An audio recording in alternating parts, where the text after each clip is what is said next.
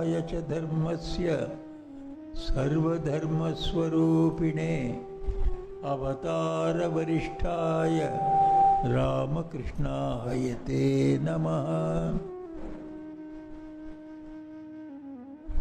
आज के स्वामी निरंजनानंद महाराजेर जन्मदिन।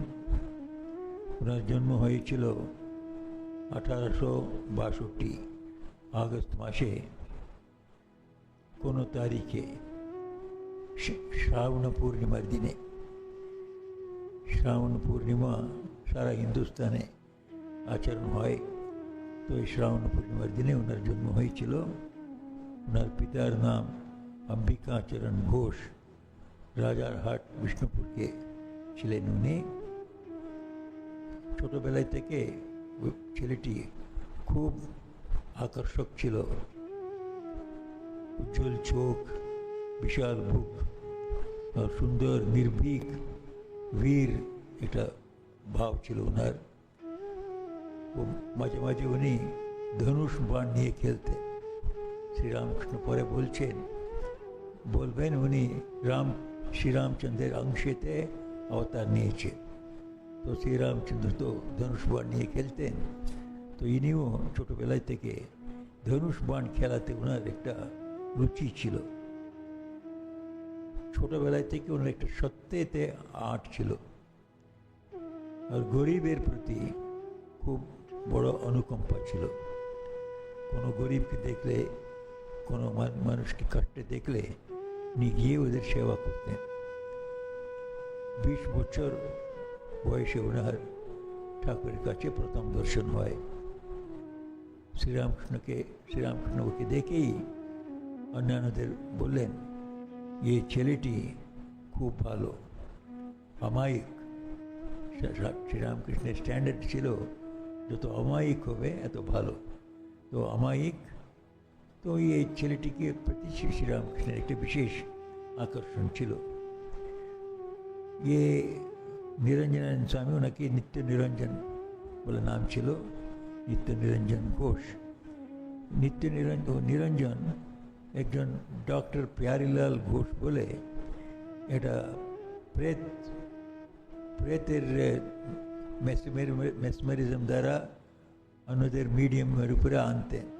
ও প্রেতে অনেক কিছু নেই, ঔষধ টৌষধ করা, ওর ভবিষ্যৎ সম্বন্ধে বলা, এসব করতেন। ওর কাছে এর খুব একটা দোস্তি ছিল নিরঞ্জনের। তো ডক্টর প্যারিলাল মিত্র একে খুব ভালোবাসতেন, কেননা একে মিডিয়াম করলে ও ভূতগুলো তাড়াতাড়ি চলে আসতো ওর উপরে। তো এই অবস্থায় একবার ও ডক্টর প্যারিলাল ঠাকুরকে দেখতে গেলেন। ইনেবে নিরঞ্জন আর অন্যান্য যুবকদের উনি এক লিডারের মতন ছিলেন। তো লিডারের সঙ্গে এরাও গেল সঙ্গে, নিরঞ্জন আর অন্যান্য যুবকেরা এবং ডক্টর প্যারিচাঁদ মিত্র। ঠাকুরের কাছে গিয়ে ঠাকুরের সঙ্গে ওর একটা বার্তালাপ ছিল আগে। তো ঠাকুরকে উনি বলছেন, এই ছেলেটি নিরঞ্জনকে দেখিয়ে এক ভালো মিডিয়াম, এর উপরে তাড়াতাড়ি ভূতগুলো আসে, তো এই ভূতগুলোকে টেনে নিয়ে আসতে পারে তাড়াতাড়ি। তো শ্রীরামকৃষ্ণ শুনি উনি মনে করেছিলেন উনি খুব অ্যাপ্রিসিয়েট করবেন, প্রশংসা করবেন। কিন্তু ঠাকুর বলতে আরম্ভ করলে, ছি এই ভূতের ব্যাপারে ফসো না। ও নিরঞ্জনকে বলতে আরম্ভ করলেন, এই ভূতের ব্যাপারে ফসো না।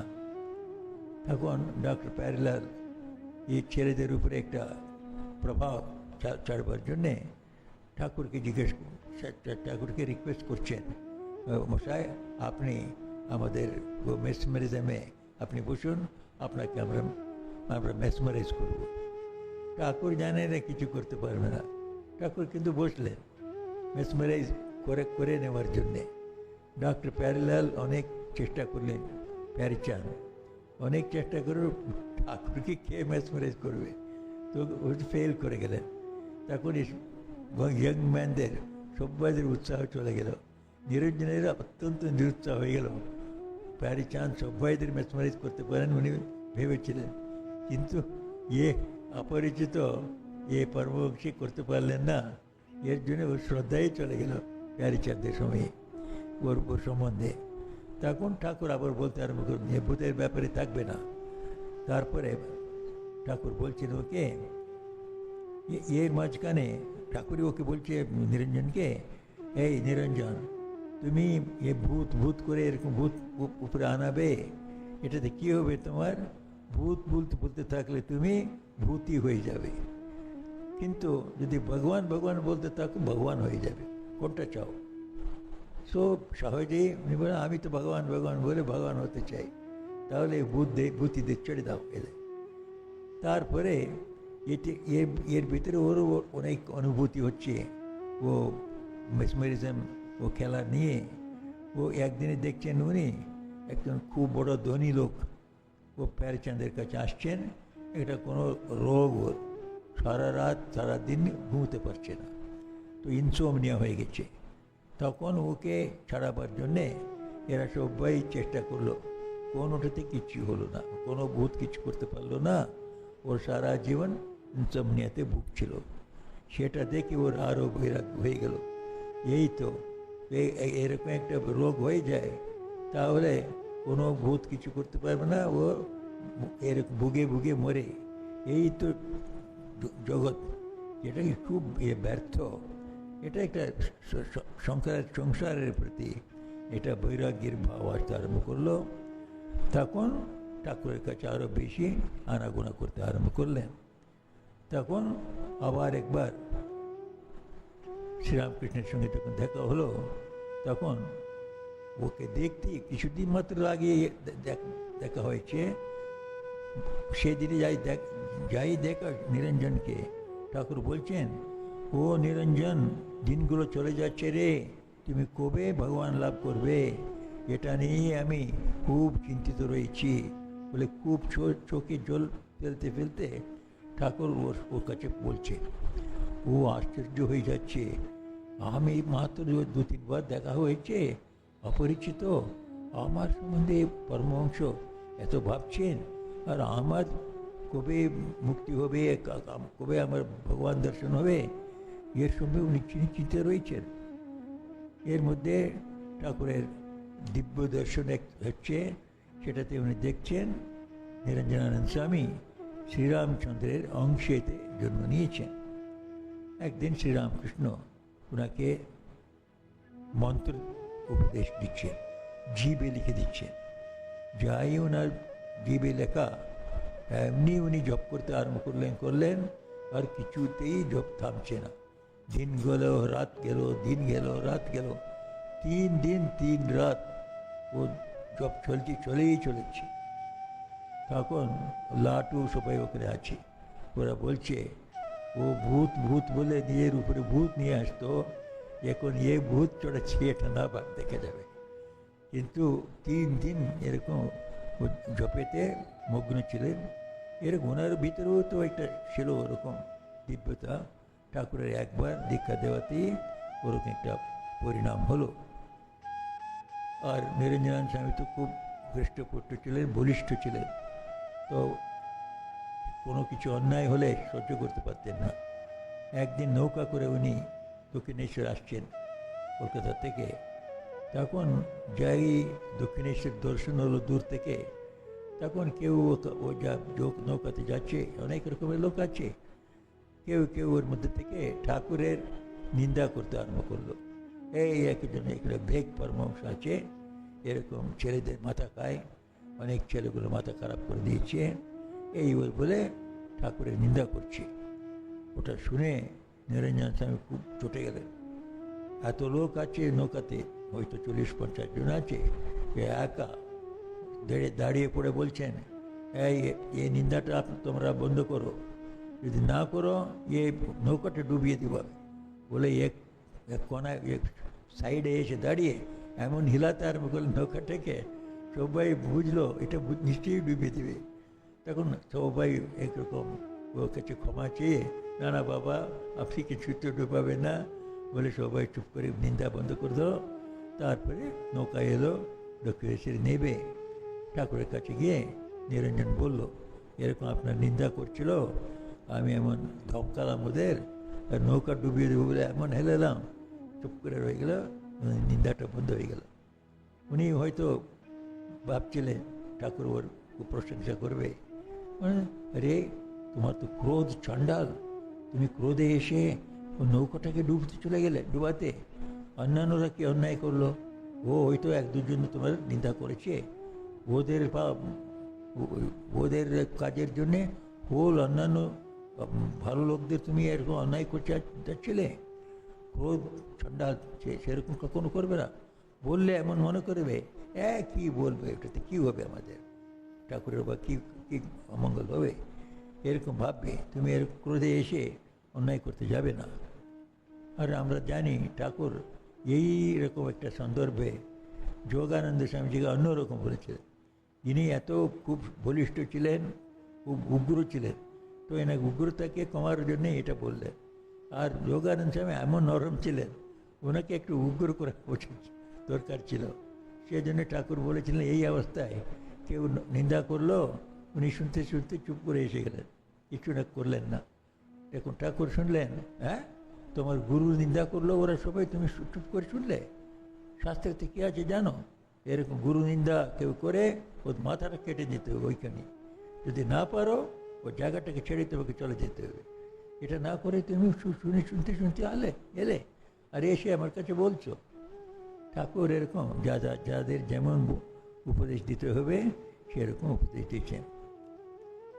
তারপরে আরেকদিনে ঠাকুর এমনি ভাবে চলে গিয়ে নিরঞ্জনের সম্বন্ধে বলছেন, ও নিরঞ্জন, তুমি আমার জন্য শরীর ধারণ করেছ, আমার জন্য তুমি শরীর ধারণ করেছ। কী মানেতে উনি বলেছেন তো তুমি রামচন্দ্র, তুমি তো আনন্দে ছিলে রামচন্দ্রের লোকে, আমার জন্যে এই যুগের ধর্ম স্থাপনার জন্যে সাহায্য করতে এসেছ। এ মানেতে উনি বারবার বলছেন তুমি আমার জন্যে শরীর ধারণ করেছ। তারপরে শ্রীরামকৃষ্ণের অসুখ হয়ে যাচ্ছে, আমরা সবাই জানি। 1885 থেকে 86 পর্যন্ত 1 বছর ভুগলেন উনি ক্যান্সারে। ওই সময়ে তো ওনার শরীরটা খুব দুর্বল হয়ে গেছে। তখন দাঁড়ি হয়ে তো ঠাকুরের কাছে যারা তারা না যায় ও কাজটা করছেন উনি। তো উনি তখন সবাইদের দেখেন, যদি অত্যন্ত পরিচিত আছে ভালো লোক, ঠাকুরের এই শিষ্য, সেরকম লোক ছেড়ে অন্য কাউকে ছাড়তেন না। ওই সময়ে গিরিশ ঘোষের থিয়েটারে যে বিনোদিনী ছিল প্রমুখ নটিকা, নটিকা ওর ইচ্ছে হলো ঠাকুরের দর্শন করবে। সবাইদেরই ইচ্ছে ছিল, ওর অত্যন্ত একটা মনেতে ইচ্ছে ছিল ঠাকুরের দর্শন করবে। তখন ও কী করবে, তো গিরিশবাবুকে বললে, গিরিশবাবু বলে দিয়েছেন না না এখন সময় হয়নি, আমি সময় যখন হবে আমি নিয়ে যাব। উনি নিয়ে যাননি। তখন ও কালীপদ বাবু, তো কালীপদ ঘোষ, উনি তো ঠাকুরের ভালো ভক্ত ছিলেন, ওকে ধরেছে। তখন কালীপদ ঘোষ বলেছেন, আচ্ছা আমরা একটা উপায় করব। ও উপায়টা হচ্ছে তুমি একটা সাহেবের মতন ড্রেস পরে নাও। তো সাহেবের মতন করে হ্যাট বুট পরে দেখলে সাহেবের মতন দেখাবে, মেয়ের মতন দেখালে তো ছাড়বেই না, আর তাতে তুমি অভিনেত্রী বললে তো নিশ্চয়ই ছাড়বে না। সেজন্য সাহেবের মতন সে যে এসো, আমি আমার বন্ধু বলে একটা চেষ্টা করা যাক ঠাকুরের দর্শন করতে। এরা দুজনে গেছে। তখন দ্বারি হয়ে দাঁড়িয়ে আছে নিরঞ্জন স্বামী। নিরঞ্জন স্বামী একটা সাহেবকে নিয়ে এসেছে। এখন একটা মেয়ে এরকম ড্রেস করে আসবে, এত দূর উনি বেশি চিন্তা করতে পারতেন না। সরল লোক ছিলেন তো, একটা সাদা মানুষ এসছে, হ্যাট পুট পরেছে, একটা মানুষ বলে মনে করে আচ্ছা কালীপদ বলছে মা ঠাকুরের কাছে নিয়ে যাচ্ছি সাহেবকে, ও একবার দর্শন করে চলে আসবে।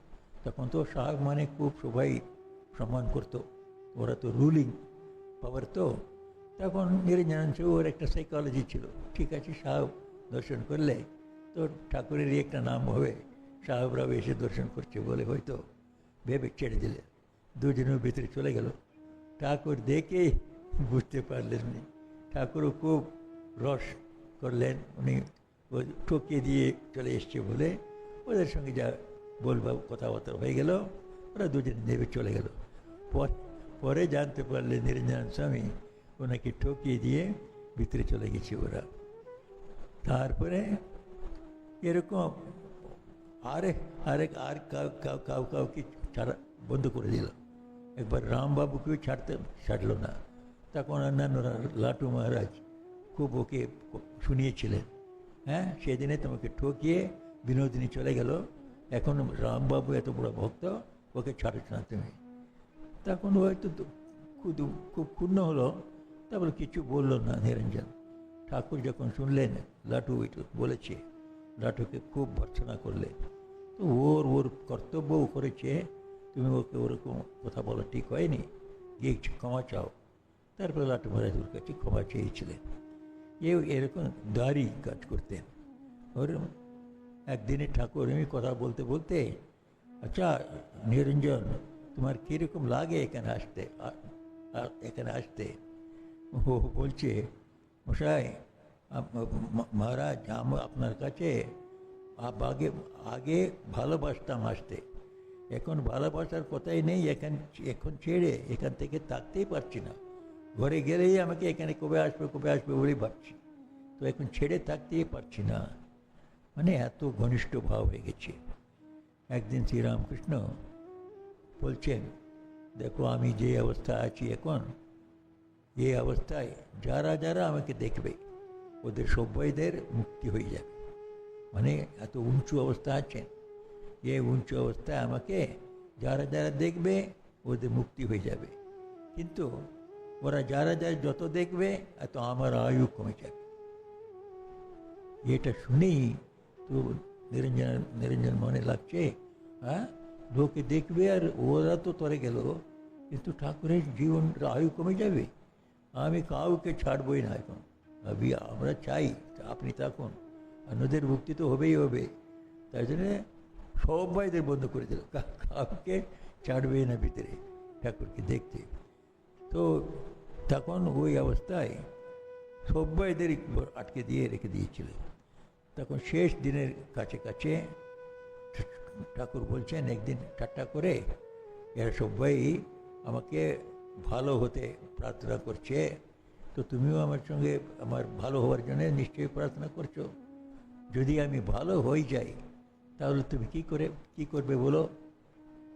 তখন নিরঞ্জন স্বামী বলছেন, আপনি যদি ভালো হয়ে যান, ও আনন্দে আমি এক খেজুর গাছটাকে জড় থেকে উপড়াইয়া ফেলবো, জড় থেকে উল্টিয়ে দিয়ে ওটা টেনে ওটা উপড়াইয়া ফেলবো। তখন আশ্চর্য হয়ে গেলেন, যে ভূত প্রেতগুলো তো এরকম করে, তো ছেড়ে গেলে চলে গেলাম, এটা আমাদের কি চিহ্ন যদি বলে, ও প্রেত বলতো যে পেটটাকে আমি একটা ডালটা ভেঙে দিয়ে চলে যাব। তো উনি ওই আর্থতে বলছেন, এটা পেটটাকে আমি উপড়াইয়ে ফেলবো। তখন ঠাকুর খুব হাসলেন, এরকম একটা বীরের কথা এরকম বলেছে বলে। তারপরে একদিন আপনারা সবাই জানেন, ঠাকুর 12 জনকে গেরুয়া প্রদান করলেন। ও গেরুয়া যারা যারা পেল ওর মধ্যে নিরঞ্জনানন্দ ছিল। ঠাকুরের মহাসমাধি হয়ে যায় 16 তারিখ আগস্টে 1886-তে। তারপরে এরা সবাই ডাইরেক্ট ডিসাইপলসরা, তখন তো কোনো আশ্রম হয়নি, ওই কাশীপুর থেকে এখানে ওখানে রয়েছে। এরা কয়েকজন মিলে আনপুরে গেছে। আনপুরে গিয়ে এখানে ঘুরে ঘুরে দেখছে, ওখানে অনেক পুকুর টুকুর তো আছে, আপনারা সবাই জানেন। তো একটা পুকুর, ও পুকুরেতে সবাই স্নান করতে গেল। ওর মধ্যে শারদাও স্নান করতে ডুবলো। শারদা প্রসন্নের মানে পরে গিয়ে ত্রিগুণাতীতানন্দ স্বামী, ওনার সাঁতার কাটা জানা ছিল না, উনিও স্নান করতে গিয়ে পা পিছলে পড়ে গেলেন। ও পড়ে গিয়ে হাবুডুবু কাটছেন, ও উঠে উঠে আসতে পারছেন না, অন্যান্যরাও লক্ষ্য করছেন না। নিরঞ্জনানন্দ স্বামী দেখলেন, তো হাবুডুবু কাছে ডুবে যাচ্ছে।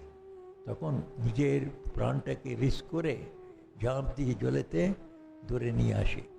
তো আপনারা জানেন, যখন ডুবছে কেউ, ওকে সাহায্য করতে যাওয়া এত সুযোগ সোজা নয়। যে কেউ যাবে ওকেই ও জকড়ে করে নেবে, জকড়ে ধরে নিয়ে দুজনে মরবে। এ সবসময় হয়, আনলেস যা ওকে উঠিয়ে নিয়ে আসছে ও এক্সপার্ট হওয়া উচিত। ও নিজেও সাঁতার কেটে অন্য কেউ সাঁতার কাটবার জন্য টেনে নিয়ে আসার শক্তি চায়।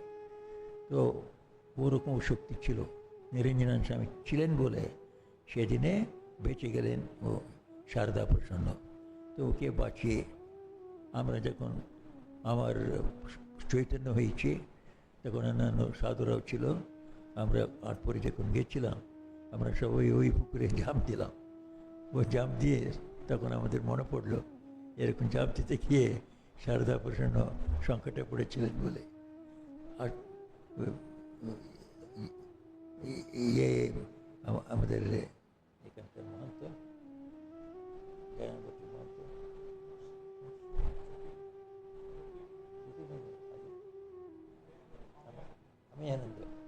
আমি আনন্দ আমার সঙ্গে তো চৈতন্য। ও ও আমি প্রথমে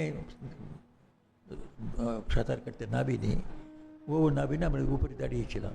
তারপরে অন্যান্য সবাই স্নান করতে নেমেছে, আমি টেম্পটেড হলাম, ঠিক আছে আমি নামবো বলে আমার যে চাদর ছিল ও চাদরটা কোমরে বেঁধে আমি জাম্প দিয়ে সাঁতার কাটলাম।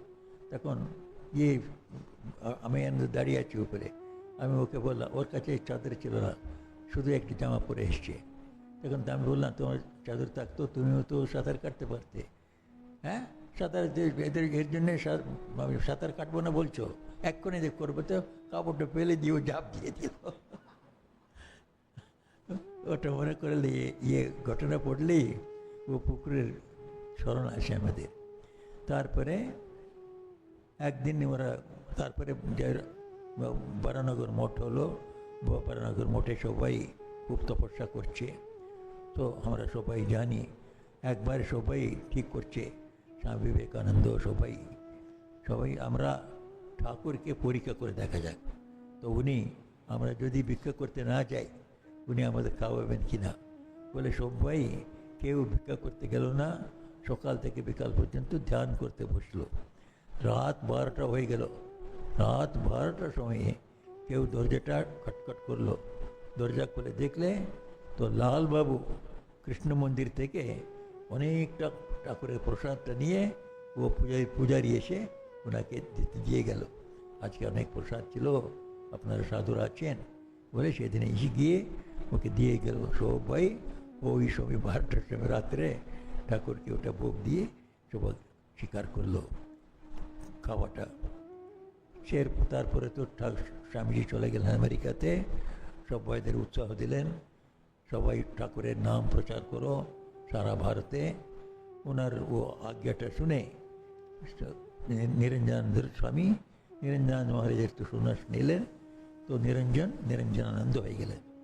তো উনি শ্রীলঙ্কাতে যান মোটামুটি 1892-93। তো এখনও স্বামীজি বাইরে আছেন। তো উনি আসবার আগে উনি শ্রীলঙ্কায় গিয়ে প্রচার করছেন।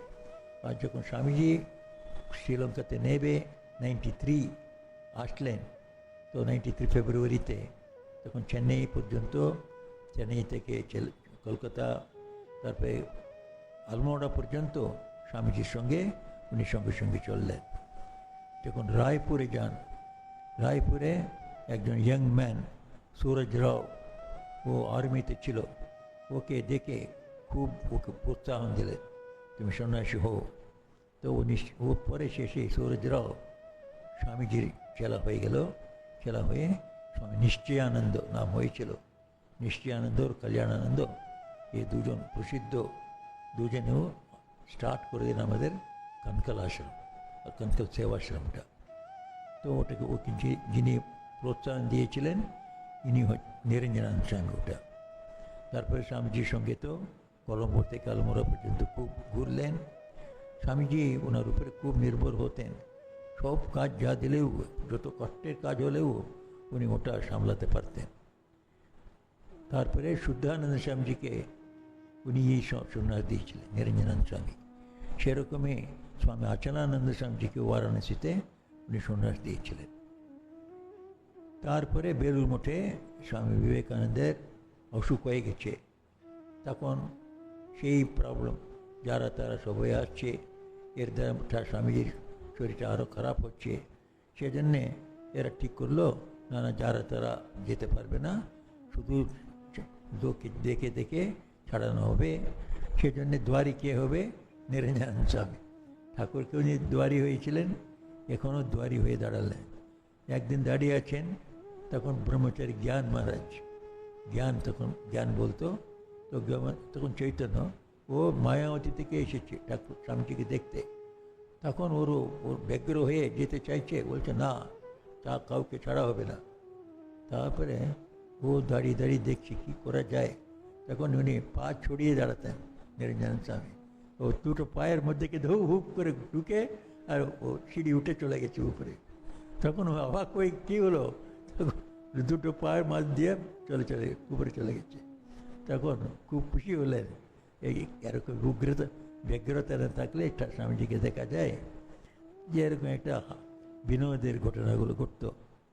তারপরে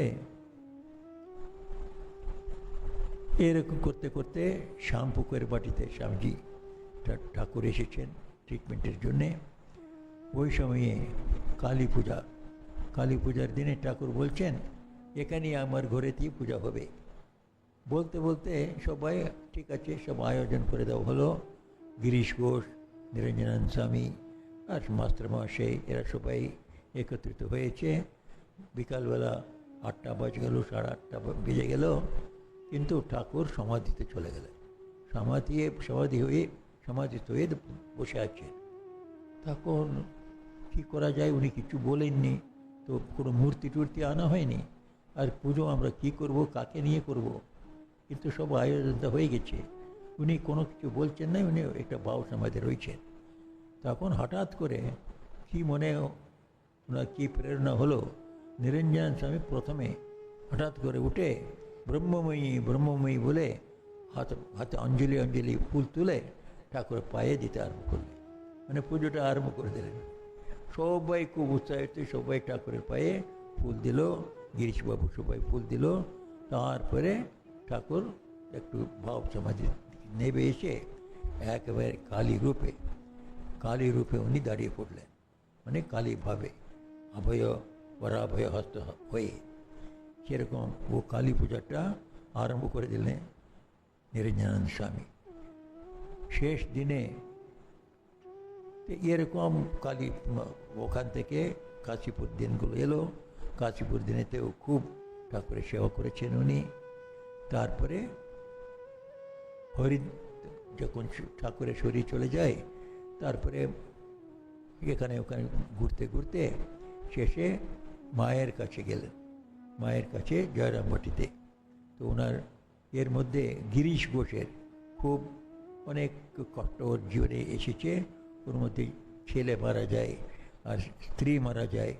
তো ওকে শান্তি ছিল ওর মনে। তো ও তখন দেখলো এর মনের শান্তির জন্যে একজনই উপায় বলতে পারে, ও হচ্ছে মা। সেজন্যে গিরিশ ঘোষকে নিয়ে জয়রামবাটিতে আসে। জয়রামবাটিতে অনেক সময় থাকে, কয়েক সপ্তাহ। গিরিশ ঘোষও খুব শান্তি পেল। তখন মায়ের কৃপা ওর উপরে পড়ল, খুব উনি শান্তি পেলেন। ওই প্রথম শ্রী মাকে শ্রীরামকৃষ্ণের শক্তি বলে মানবার ডাইরেক্ট ডিসিপলসের মধ্যে নিরঞ্জন স্বামী একজন। উনি প্রথম থেকেই মাকে শ্রীরামকৃষ্ণের শক্তি বলে ফুল উৎসাহ ছিল। যদিও উনি উগ্র ছিলেন, ওনার স্বভাবে খুব লাঠিবাজি করতেন। তখন স্বামীজি বলতেন যে নিরঞ্জন যদি লাঠিবাজি করলেও কিন্তু ওর মায়ের প্রতি খুব শ্রদ্ধা আর ভক্তি আছে, ও ভক্তির দ্বারাও হজম হয়ে যায় লাঠিটা, এরকম বলতেন স্বামীজি। তো ওনার খুব মায়ের প্রতি শ্রদ্ধা ছিল। যখন জানলেন শেষের দিকে ওনার শরীরটা খুব খারাপ হয়ে যায়, তখন উনি জানলেন আমার শেষ দিন এসে গেছে। সেজন্য উনি ঠিক করলেন আমি হরিদ্বারে গিয়ে একা একা ওখানে শেষের দিনে কাটিয়ে ওখানে শরীর ত্যাগ করব। ওর আগে মায়ের কাছে এলেন, মায়ের সঙ্গে 3-4 দিন রইলেন, রোজ মায়ের খাওয়াটা খেতেন। তারপর যাওয়ার দিনে মায়ের কাছে বিদায় নিয়ে হরিদ্বার গেলেন। ওখানে গিয়ে একটা কুটিতে থাকতেন একা। যদিও আমাদের আশ্রম হয়েছে 1904, তো 1904-এ তো আমাদের আশ্রম হয়েছে, কিন্তু আশ্রম থেকে কাউকে সেবা করতে দিলেন না। ব্রহ্মচারীকে ওরা পাঠালো, তো ব্রহ্মচারীকে উনি পাঠিয়ে দিলেন। তখন আবার ওরা পাঠাতে চেষ্টা করলো। তখন উনি বললেন কি আমাকে মরতেও তো তোমরা শান্তিতে দেবে না, খুব উগ্র হয়ে বললেন। তখন ওরা ভয় পেয়ে চলে গেল। উনি একা একা কুটিতে থাকতেন আর সমাধিতে মনটাকে লাগিয়ে মহাসমাধিতে চলে গেলেন। ওনার 41 বছর 9 মাস 9th মে 1904 সেদিনে ওনার শরীর চলে যায়। ওনাকে কনকলের নীলধারাতে জলসমাধি করা হয়।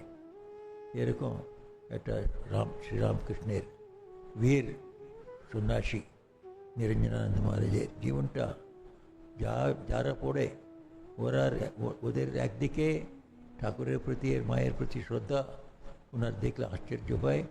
দ্বিতীয়, উনি এমন একটা বীর পুরুষ ছিলেন, কোনোটাতে ভয় পাতেন না। সেই জন্যে স্বামীজি ওকে নিবেদিতার সাহায্য করতে অনেকবার বলতেন। নিবেদিতাকে দেখে তো গভর্নমেন্ট ভয় পেত আর সবাই ভয় পেত, ওর সঙ্গে কেউ যেত না। ওর সঙ্গে গেলে গভর্নমেন্ট এদের উপরে কিছু অ্যাকশন নেবে বলে পাবলিককে তো খুব ভয় পেত। কিন্তু নিরঞ্জনানন্দ স্বামী ওকে খুব সাহায্য করেছেন। সেরকম স্বামীজি জানতেন ও করবে, তো ওরকমই অনেক কঠিন কঠিন কাজ ঠাকুরের স্বামীজির সাহায্য করেছিলেন।